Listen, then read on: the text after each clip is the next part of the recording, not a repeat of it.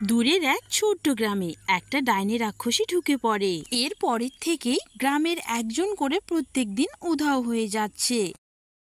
আজকাল আমাদের গ্রামের খবর রাখছো তো মিনু দিদি? কি সাংঘাতিক কাণ্ডখানি না ঘটতে চলেছে।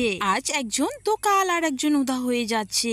এখন কি করা যায় বলো তো? গ্রামের সবাই তো বলছে যেদিনের বিনুর মা মারা গিয়েছিল ঠিক তার পরের দিনে এই ডাইনির আগমন ঘটেছিল। তুমি একদম ঠিক কথা বলেছো রিনু দিদি। আমাদের এভাবে বিনুর মাকে সাজা দেওয়া একদমই উচিত হয়নি। আহারে বেচারি বিনুর মাকে এই গ্রামের জন্য আত্মহত্যা করতে হলো। তবে যাই হোক, আমাদের সাবধানে থাকতে হবে। তবে যাই বলো না কেন, তার মৃত্যুর কারণ আমাদের গ্রামের লোকেরাই। রিনু এমন কথা বলে সেখান থেকে চলে যায়, আর মিনু সেখানে বেশ কিছুক্ষণ থমকে দাঁড়িয়ে থাকে। অন্যদিকে ডাইনি তো খুব ক্ষেপে আছে, যাকেই পাবে তাকেই মেরে দিবে। গ্রামের লোকেদের মেরেই বোধহয় ডাইনির আত্মার শান্তি পাবে। আরে এখনো কেউ এখানে আসছে না কেন? আমি সেই সকাল থেকে দাঁড়িয়ে আছি এখানে।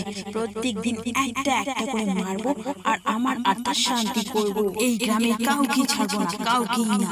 ডাইনি এমন কথা বলতে বলতেই সেই দিকে একটা বুড়ি আসতে লাগলো। ডাইনিকে দেখে সে ভীষণ ভাবে ভয় পেয়ে যায়। এই বুড়ি, এখানে দাঁড়াও, তোর সাথে আমার অনেক কথা রয়েছে। আমি কি দোষ করেছি? আমাকে ছেড়ে দাও ডাইনি, দয়া করে আমাকে মেরো না, আমাকে ছেড়ে দাও। মনে পড়ে একদিন আমিও তোমাদের কাছে এভাবে ক্ষমা চেয়েছিলাম, কিন্তু তোমরা আমাকে কোনো কিছুই ক্ষমা করোনি। মিথ্যে চুরির অপবাদে তোমরা আমাদের অনেক অপমান করেছিলে, যার জন্য আমি আত্মহত্যা বেছে নিয়েছিলাম। তাই তোমাদের আমি কাউকে ছাড়বো না, কাউকে। এই গ্রামের প্রত্যেকজনকে একটা একটা করে মারবো, তবে আমার আত্মার শান্তি হবে।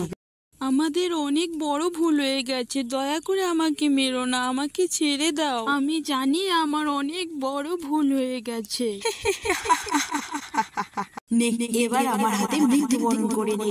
আমিও ঠিক এভাবে মৃত্যুবরণ করেছিলাম, অনেক কষ্টে। আমাকে মেরো না, আমাকে মেরো না। ডাইনি তার অকাল মৃত্যুর প্রতিশোধ ঠিক এভাবেই নিতে থাকে।